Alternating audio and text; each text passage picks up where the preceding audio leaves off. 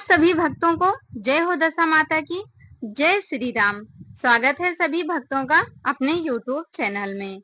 आज दशा माता व्रत का 9वां दिन है और आज की कथा में हम दशा माता व्रत की 9वीं कथा यानी दशा माता की 9वीं कहानी का श्रवण करेंगे।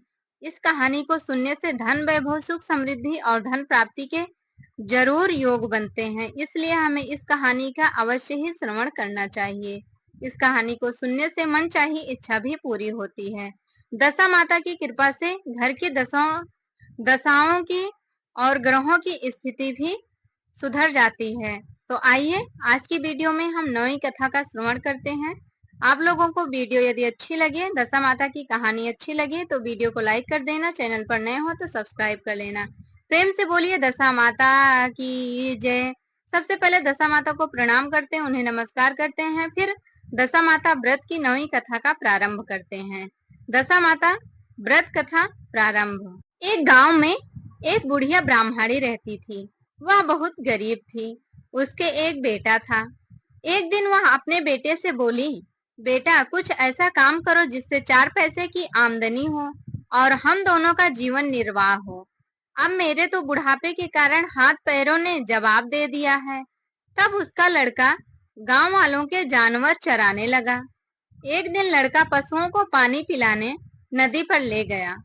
वहां पर महिलाएं स्नान करके दशा माता को डोरा ले रही थी। उनके पास एक डोरा बच गया। उनमें से एक स्त्री ने कहा, इस लड़के से पूछो कि यह किसका है। तब एक स्त्री लड़के के पास जाकर पूछने लगी, तुम्हारे घर में कौन कौन है। लड़के ने बताया कि केवल मेरी बूढ़ी माँ है। स्त्रियों ने लड़के को एक डोरा देते हुए कहा कि तुम इसे ले जाकर अपनी माता को दे देना और कहना कि इसका पूजन और व्रत करे। हम तुम्हें सीधा और पूजा की सामग्री भी देते हैं, इसे भी अपनी माता को दे देना। लड़के ने उनसे डोरा भी ले लिया। फिर सब स्त्रियों ने उसे सीधा भी दिया। लड़का उस सामान को लेकर घर गया। उसने दरवाजे से ही माँ को पुकार कर कहा, गठरी को उतार लो, मैं बोझ से दबा जा रहा हूँ। उसकी माँ बहुत प्रसन्न हुई। माँ ने बेटे से पूछा, यह सब कहाँ से लाए हो। लड़के ने माँ को सब समाचार सुनाकर दशा माता का डोरा भी दे दिया। बुढ़िया ने डोरे को लेकर माथे से लगाया और उसी दिन से व्रत करने लगी। 9 दिन तक कथा कहानी कहती रही। 10वें दिन उसने डोरे की पूजन की तैयारी शुरू की। वह देहरी के बाहर गोबर से लीप रही थी कि उसी समय एक बहुत ही गरीब बुढ़िया आकर बोली कि क्या कर रही हो बहन। उसने जवाब दिया कि आज मेरे घर पर दशा माता का पूजन है, इसलिए लीप रही हूँ। उस बुढ़िया रूपी दशा माता ही है कि मुझे बहुत प्यास लगी है। दशा माता ने कहा, थोड़ा सा पानी पिला दे।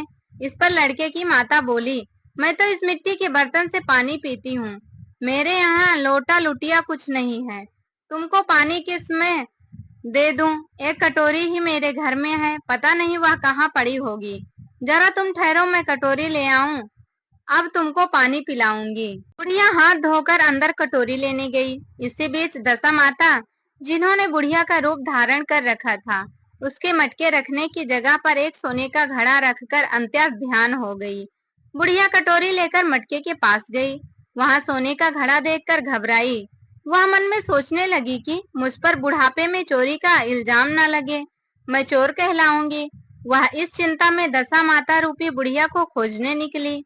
तब तक उसका लड़का भी घर आ गया था। उसने माँ से पूछा, तुम किसे खोज रही हो। उसने कहा, अभी शीर्ण अवस्था वाली बुढ़िया आई थी और यहाँ सोने का घड़ा रखकर न जाने कहाँ चली गई। लड़के ने बताया, वही तो दशा माता थी, उन्होंने तुमको यहाँ घड़ा दिया है। दोबारा फिर कभी आए तो उसके स्वागत में कोई कमी नहीं रखना और उनकी आज्ञा का पालन करना। जब तुम नदी पर नहाने जाओ तो तुम्हें नदी घाट पर जो भी चीज मिले उसको दशा माता का दिया हुआ प्रसाद समझकर ले लेना। किसी से यह पूछताछ मत करना कि यह चीज किसकी है, यह कहाँ से आई है। बुढ़िया नदी में नहाकर बाहर निकली तो उसे सोने का घड़ा भरा दिखाई दिया और उसके पास ही अच्छे वस्त्र रखे हुए थे। बुढ़िया ने कपड़े को पहन लिया और घड़े को हाथ में लेकर चलने की तैयारी करने लगी कि तभी 4 कहार एक डोली लेकर उसके पास आए। कहारों ने उसे डोली में बैठने को कहा।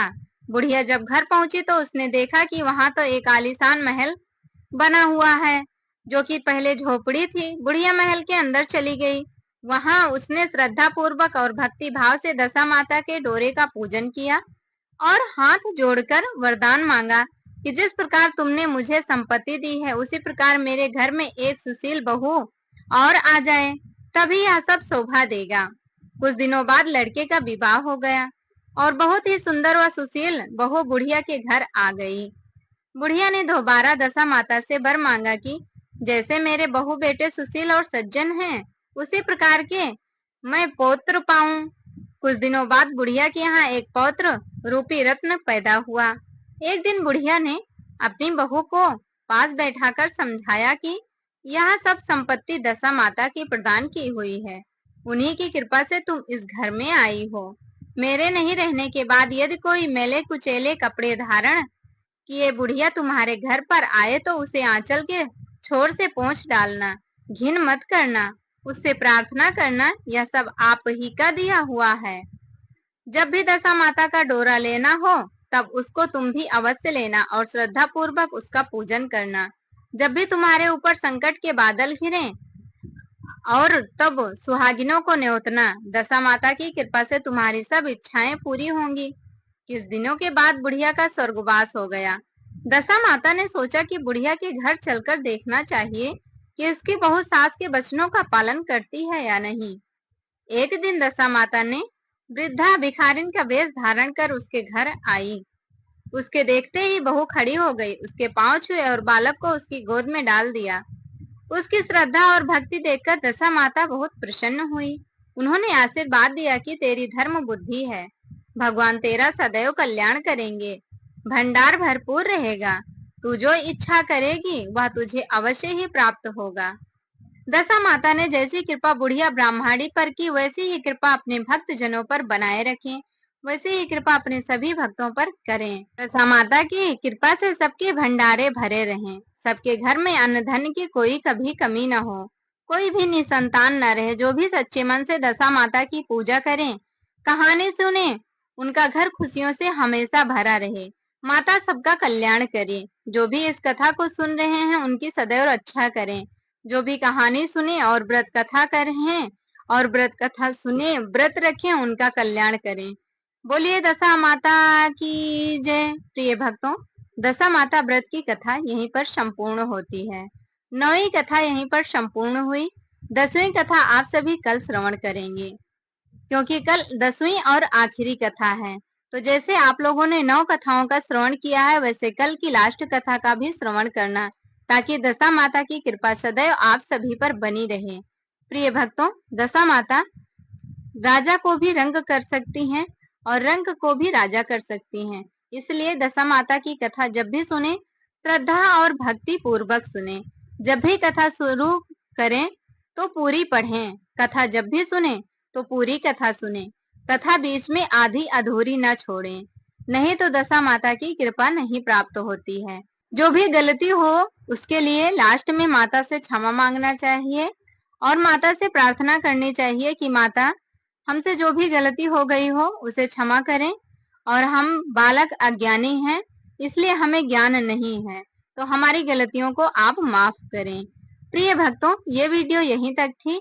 मिलेंगे अगली वीडियो में फिर नई नई जानकारी के साथ, नई नई व्रत कथाओं के साथ। तब तक के लिए हमारे साथ जुड़े रहने के लिए भक्तों धन्यवाद। प्रेम से बोलिए दशा माता की जय हो।